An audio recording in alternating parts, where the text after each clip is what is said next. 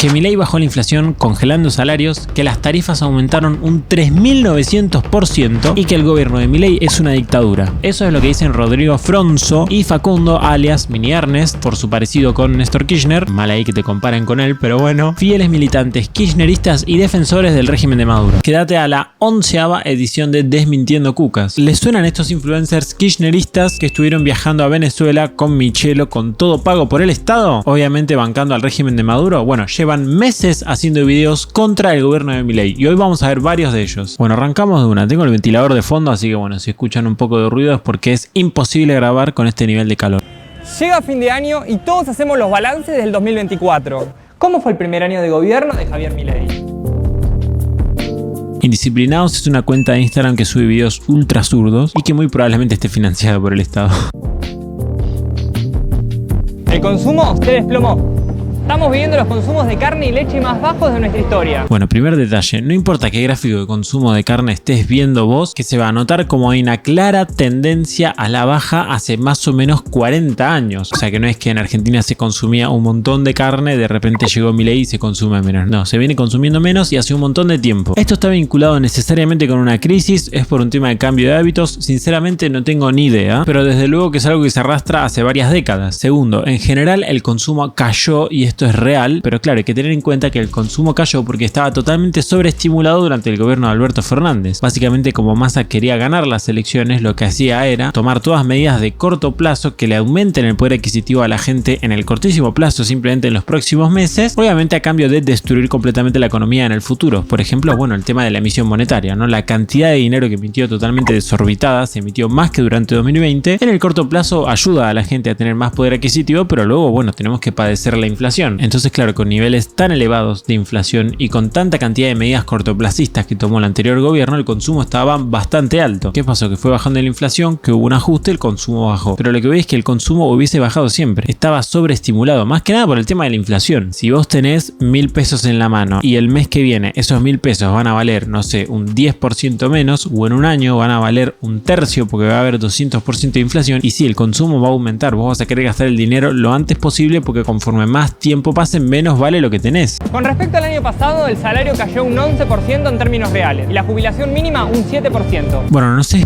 específicamente qué dato tiene él, pero los datos que tengo yo me dan que la recuperación en general, el promedio de los salarios ha perdido menos de 5%. Según el RIPTE también me da que los salarios perdieron menos de un 5%. Los que sí han perdido bastante son los salarios públicos. Eso sí que están bastante por debajo que a inicios del gobierno de Milei. Sin embargo, bueno, creo que tiene sentido, ¿no? O sea, el Estado tiene un exceso brutal en la cantidad de empleados públicos, entonces tiene sentido que o tengas menos empleados o los empleados que tengas cobren menos dinero. Lo que se está haciendo es un mix entre las dos cosas, ¿no? Porque suponete que, no sé, bueno, puedes despedir al 30% de la planta de empleados del Estado, porque tendrías que pagar un montón de indemnizaciones y financieramente esto es imposible. Entonces lo que hace el Estado, bueno, es despido a los improductivos que puedo despedir y después en general bajos salarios. Y ahí sí le estás pegando a los empleados productivos del Estado y a los improductivos. Pero bueno, es la herramienta que se encontró. O sea, si no querían que suceda esto, bueno, no hubieran puesto el régimen de las indemnizaciones que hace totalmente inviable un despido, y así solamente se despide a la gente que se lo merece, que no está teniendo un trabajo productivo, o bueno, nunca lo hubiesen contratado, ¿no? Y después tenemos los salarios informales que, bueno, simplemente no nos alcanzan los datos. Todavía los datos que tenemos son muy viejos, entonces no podemos saber cómo estar en el presente. Y sobre la jubilación, bueno, más o menos tiene razón. Ahora, mi pregunta es la siguiente. Los salarios y las jubilaciones vienen cayendo hace más de una década, y en los últimos meses, sobre todo los salarios, están creciendo. Y todo esto con un ajuste de por medio, o sea, él se está quejando que mientras está el gobierno que hizo el ajuste, o sea, que está solucionando los problemas fundamentales de la economía argentina para que pueda crecer a largo plazo, los salarios cayeron en los primeros meses, después empezaron a recuperarse, pero simplemente cayeron en los primeros meses, pero no le molesta que los salarios estén cayendo hace más o menos 10 años. Y tampoco le molesta que el kirchnerismo haya agarrado una situación donde los salarios crecían y haya devuelto una situación en la que los salarios caían sin Macri de por medio ni nada. Todo culpa y responsabilidad del kirchnerismo. Y estos pibes no lo hacen de distraídos, lo hacen porque son unos hijos de puta y después vamos a ver por qué. Simplemente eligen dónde mirar de manera crítica y con otras cosas, bueno, las dejan pasar.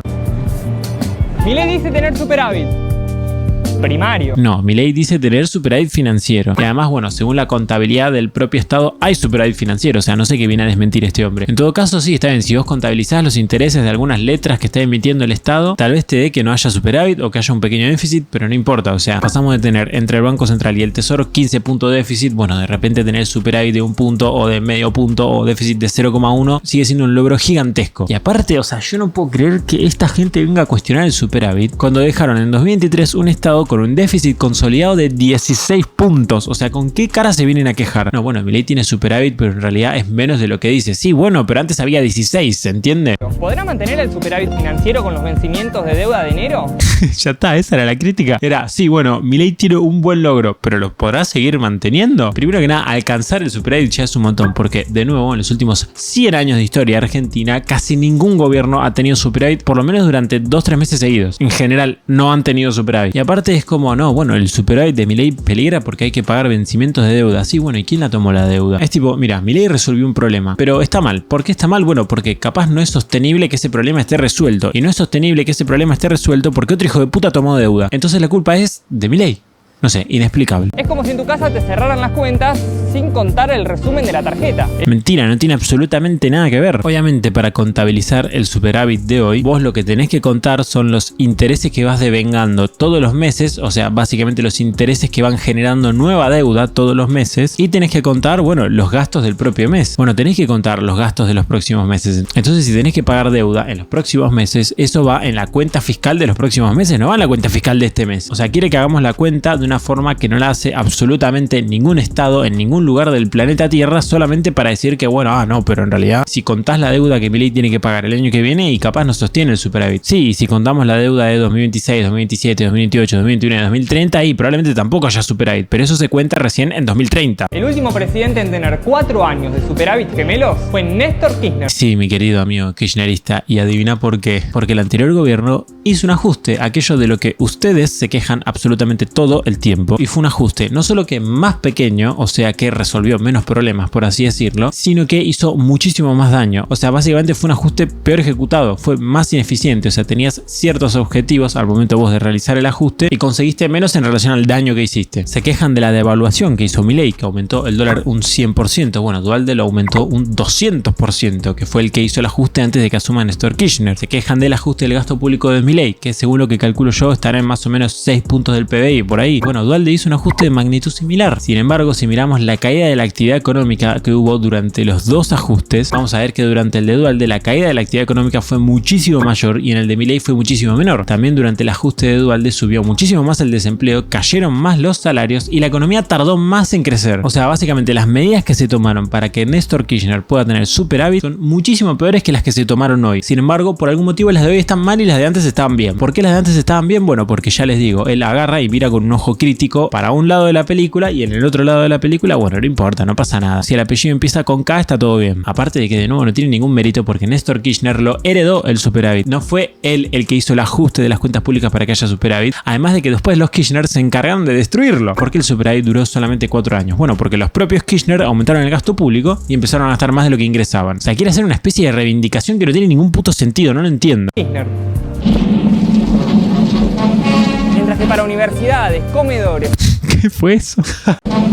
mientras que Mamita querida. universidades, comedores, hospitales y remedios para jubilados, ¿no hay plata? Universidades, comedores, hospitales y remedios para jubilados. Bueno, vamos paso por paso. El reclamo de las universidades yo creo que es el más descarado de todos y el que menos fundamentos tiene. Yo ya tengo videos hablando específicamente de por qué la universidad está totalmente destruida y está empeorando mucho y de quiénes son los culpables. De hecho, te lo dejo acá. Pero básicamente, en resumen, el problema de las universidades es que están en clarísima decadencia porque cada vez se recibe menos gente. La gente que se recibe por lo general suele ser cada vez gente más acomodada y un largo etcétera. No es un tema de presupuesto. De hecho, las universidades durante los últimos 15 años recibieron un presupuesto históricamente muy alto. Sin embargo, el desempeño de las universidades en los últimos 10-15 años es históricamente muy malo. Entonces, si en el momento de presupuesto récord vos estás teniendo unos resultados récord, pero para mal, el tema no es el presupuesto. Así que la queja acá no tiene mucho sentido. Es más, de hecho, las universidades en realidad reciben más o menos la misma cantidad de plata. Lo que cambió muy fuerte y en lo que se hizo la gran parte del ajuste de las universidades es en los salarios. O sea, simplemente los profesores o los profesionales no docentes, no me acuerdo cómo se les dice, cobran menos dinero. Si vos criticás eso, bueno, ahí me parecería que por lo menos la crítica tiene fundamento. Pero no, esto es así, esto es agarrar la palabra en términos amplios, es decir, universidades y ya está. Y aparte, de nuevo, yo sé que hay docentes muy buenos, pero te lo digo yo que terminé la secundaria hace 2 años, porque tengo 21 años recién cumplidos. La verdad es que el 70-60% de los profesores son realmente muy malos. Y estoy hablando solamente de los titulares, porque encima después para cada materia tenés no sé cuántos suplentes. O sea, claramente el presupuesto destinado a los docentes muy probablemente, no lo sé, sea excesivo, y lo que hace falta es reducir el personal o capacitarlos mejor para que tenga sentido gastar mucho dinero en eso. Pero claro, las leyes en Argentina están hechas de forma que es imposible despedir a una persona. A un profesor, si lo despiden de una escuela, sí o sí tiene que ser reinsertado en otra escuela, por más que incluso tenga denuncias de abuso y cosas así. Te digo porque he conocido casos donde ha pasado eso. Tengo un profesor que vino a nuestra escuela, que del anterior lo expulsaron por cagarse a piñas con un pibe, y al mes de venir ya estaba teniendo conflictos de nuevo. Entonces, por el mismo criterio que dije antes de los empleados públicos, tiene sentido que se haga un ajuste salarial en el rubro de los docentes, porque sobran un montón de docentes. Entonces, si vos no puedes despedir por la legislación que tenés hoy, ¿qué es lo que hace el gobierno? Bueno, disminuye el salario, aparte de que ya sabemos todos que el salario de los docentes viene cayendo en picada hace un montón de tiempo, y por ni hablar de la brutal y absoluta decadencia que tiene la educación en Argentina y el choreo que debe haber, sobre todo en las universidades. Presupuesto para los comedores, bueno, ya sabemos todos lo que se hacía con los comedores. Básicamente el Estado se supone que enviaba cierta cantidad de dinero que eventualmente tendría que ser convertida en comida para que la gente pueda comer en los comedores. Sin embargo, parte de esa cantidad de dinero no terminaba ejecutándose como debería, o sea, básicamente alguien en el medio se quedaba con algo. Entonces, ¿qué hizo el gobierno? Bueno, cerrar las canillas de las que salía dinero para cortar con ese choreo. Entonces tengo entendido que si bien muchos comedores siguen funcionando, están recibiendo mucho menos dinero. Y yo te pregunto, bueno, ¿de quién es la culpa? ¿Del gobierno que no quiere que se choreen el dinero o de los que lo están robando? Bueno, para mí es fácil echarle la culpa a alguien acá, y es al segundo grupo, al que está robando, pero no, ellos deciden echarle la culpa al primero, probablemente porque son amigos de los segundos. Además de que la política del gobierno en relación a los más necesitados fue la siguiente: reducir las partidas presupuestarias de todo lo que sean subsidios con intermediarios, o sea que el dinero no llega directamente a quien lo necesita, sino que hay personas en el medio, y aumentar las partidas presupuestarias de los planes sociales que van directamente a la gente que los necesita sin intermediarios, como por ejemplo la asignación universal por hijo, que aumentó muy por encima de la inflación y de hecho cubre la canasta básica, mientras que en el anterior gobierno no lo hacía. Y sobre todo la política más importante de todas para reducir la pobreza fue bajar la inflación. Por eso hoy en día la pobreza está más baja que antes de que asuma Milei.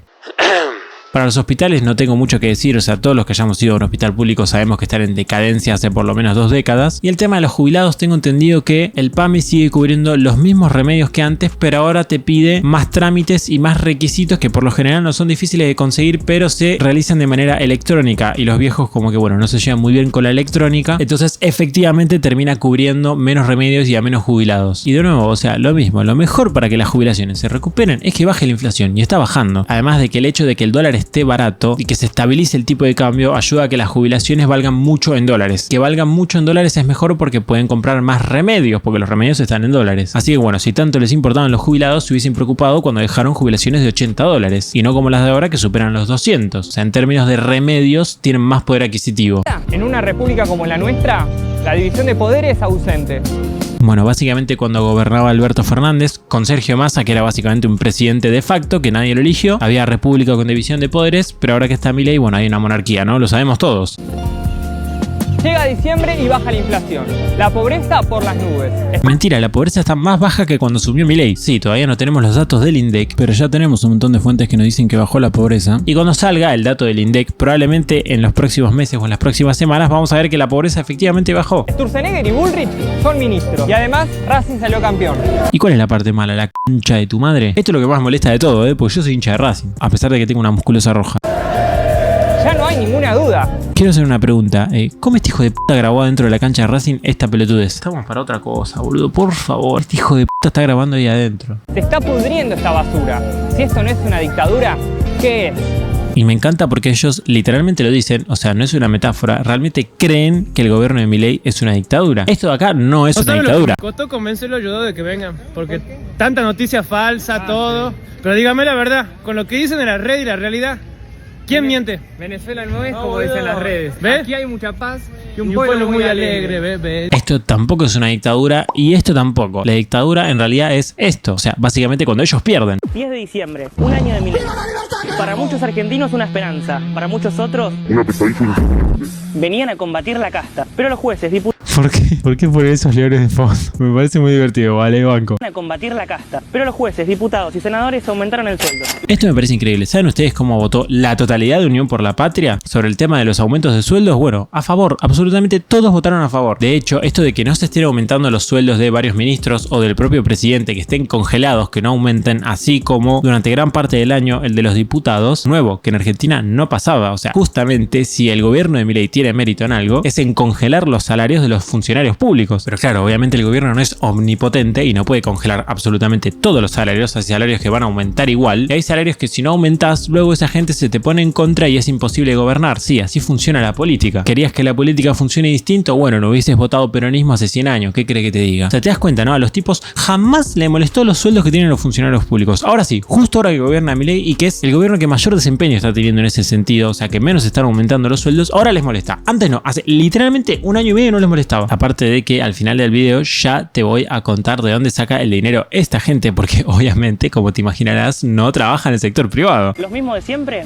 en su gabinete. La pobreza subió del 42 al 52,9% según datos del INDEC. Bueno, y acá fíjate qué pillo que es y te das cuenta que lo que hacen lo hacen de forros y no lo hacen porque son buenas personas, simplemente que, uy, se distrajeron, porque él dice que aumentó la pobreza según el INDEC. Claro, el problema que tiene el INDEC es que los datos van con mucho delay, van con mucho retraso. El INDEC va a sacar la pobreza del segundo semestre de 2024, no tengo bien la fecha, pero probablemente en enero, febrero, marzo de 2025. Sin embargo, ya tenemos un montón de otros organismos que miden la pobreza, como por ejemplo la UCA. Sin embargo, él casualmente no muestra estos datos. Ahora prefiere mostrar los datos del INDEC. Después, para otras cosas, probablemente ni siquiera cite fuente o cite una fuente totalmente falopa de un organismo extraoficial, pero ahora mismo sí, ahora sí le interesa al INDEC. Y cuando el INDEC después muestre que la pobreza está bajando, ya no lo va a citar más, porque no le va a convenir. El INDEC, la indigencia del 8 al 12,9. Más de También, el mismo criterio de antes. 6 millones de personas viven en la indigencia y más de 1 millón de niños se van a dormir sin comer. Lo gracioso del dato de más de 1 millón de niños se van a dormir sin comer es que ese dato es del gobierno de Alberto Fernández. O sea, te está tirando un dato que él cree que es de ahora, pero en realidad ese dato ya tiene como 2 años. Y aparte de que es bastante estúpido tirar ese dato porque, bueno, yo puedo decir 6 millones de personas se van a dormir sin comer. ¿Y qué conclusión sacamos? Yo tengo que ver una evolución. O sea, por ejemplo, el año pasado 5 millones de personas iban a dormir sin comer y ahora 6. O el año pasado 7 y ahora 6. Entonces deducís si el desempeño del gobierno está siendo bueno o malo según si la pobreza está bajando o subiendo. Pero tirar un dato así, vacío, sin más, un número que no te hable de la evolución de las cosas a lo largo del tiempo, o sea, básicamente de la película. ¿Y de qué me sirve? De nada, para vender humo, básicamente. Es como que yo te diga que en 2024 hubo alrededor de 1700 homicidios en la Argentina y vos me digas, wow, mataron a 1700 personas. Es un montón. Sin embargo, este dato es el más bajo desde que se tiene registro. O sea, es un dato que es buenísimo. ¿Qué pasa? Que no te estoy hablando de la película, te estoy tirando un dato vacío, random, sin más. Si yo te comparase ese dato con los anteriores, verías como efectivamente es un buen dato porque está bajando. La inflación bajó al 2%, pero con los sueldos congelados. Bueno, esta crítica directamente no la entiendo. O sea, los salarios no están congelados. En general, el agregado de salarios de toda la economía no están congelados. En general, cayeron en los primeros 2-3 meses del gobierno y a partir de ahí que se vienen recuperando. Y si se refiere a los salarios públicos, tampoco están congelados. Lo que sí es que se están recuperando muchísimo más lento, lo cual no quiere decir que estén congelados. Acá, de hecho, te voy a dejar un gráfico donde el colorcito verde son los salarios privados y el colorcito rojo son los salarios públicos para que veas la diferencia de la recuperación. Y de nuevo, lo mismo, estos tipos se quejan de las consecuencias de las medidas que ellos tomaron. ¿No querías que los salarios públicos bajen? Bueno, no dejes una planta totalmente desorbitada de empleados públicos. ¿Qué cree que te diga? O sea, no se puede hacer todo. Y aparte te dice, no, bueno, la inflación bajó a 2% mensual, pero como quitándole mérito cuando el kirchnerismo gobierna hace 20 años y multiplicaron la inflación por 70, empezando con un 3% de inflación anual y dejando el último dato de 2023 en 200% y con los últimos meses corriendo a un ritmo de 300%.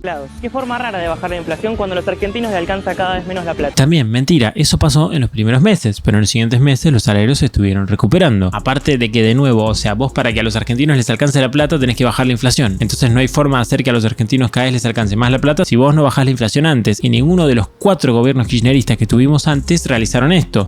Pasamos a pagar facturas de 5.000 pesos de luz a facturas de 200.000.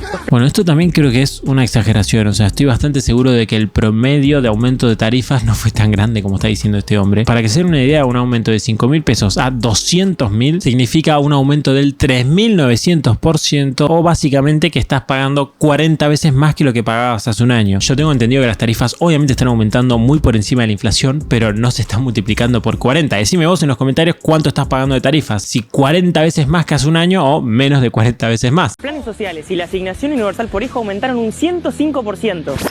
Yo pensé que la planera era Cristina. Te das cuenta, ¿no? Que los videos son solamente chicanas. O sea, literalmente los kirchneristas son los abanderados de los planes sociales y ahora se quejan manejan o dicen, bueno, no, pero Milei está en contra de los planeros, pero ahora aumenta los planes, cuando Milei nunca estuvo en contra de los planes, lo ha dicho un montón de veces. Pasa que, bueno, ellos se agarran de lo que quieren y confunden las cosas.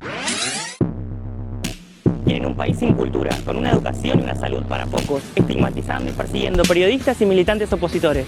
Ay, Dios, ay, no, yo no lo puedo creer. O sea, ¿a qué periodista persiguen acá? Y aparte, de nuevo, o sea, no quiero hacer la comparación, pero la verdad es que me la deja regalada. Acá lo tenemos a nuestro amigo Rodrigo Fronzo, o Froncio, sinceramente no recuerdo el apellido, con nuestro amigo Michelo en Venezuela, país en el que literalmente te matan o te torturan por estar en contra del gobierno, a pesar de que no seas periodista, simplemente que hayas tuiteado algo que al gobierno no le gustó o cosas por el estilo. Sin embargo, obviamente el problema no está en este país, sino que está en Argentina, donde persiguieron ahí también tenemos que recordar y me olvidaba también de... Cada día es más difícil vivir en Argentina, pero tranqui, que dentro de 20 años vamos a ser Alemania. Sí, la Alemania nazi. No, amigo. Bueno, voy a tener que censurar eso. Por favor, no pueden irse tan a la mierda. Aparte, qué crítica tan descerebrada, por favor. O sea, no tiene sentido directamente lo que dice.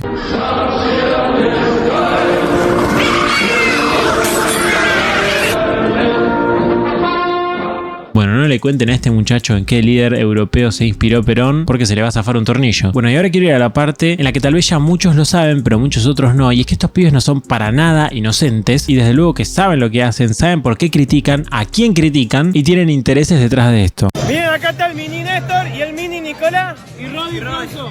Miren, acá, sufriendo.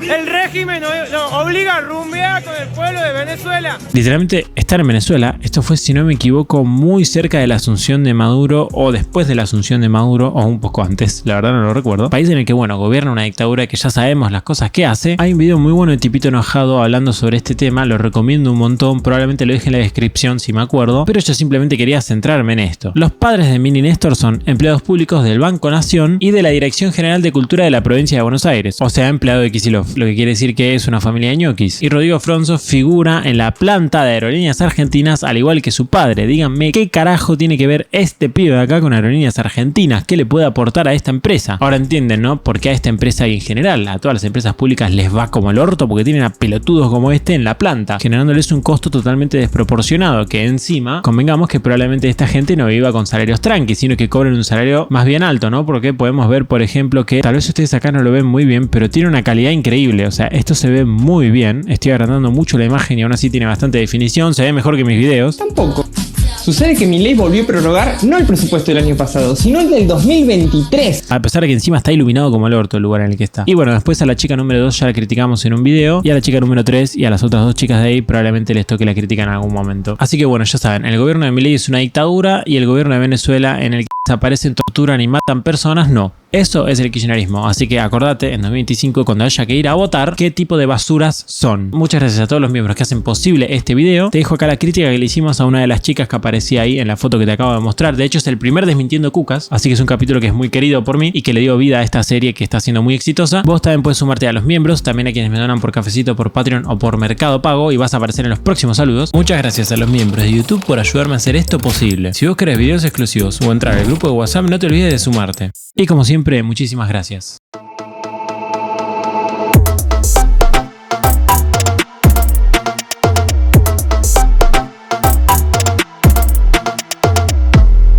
Como están viendo, cambié por fin el fondo. ¡La puta madre! La cámara no llega a tomarlo muy bien, pero la verdad es que está facherísimo. Tal vez cuando me compre en algún otro momento una cámara mejor se vea bien.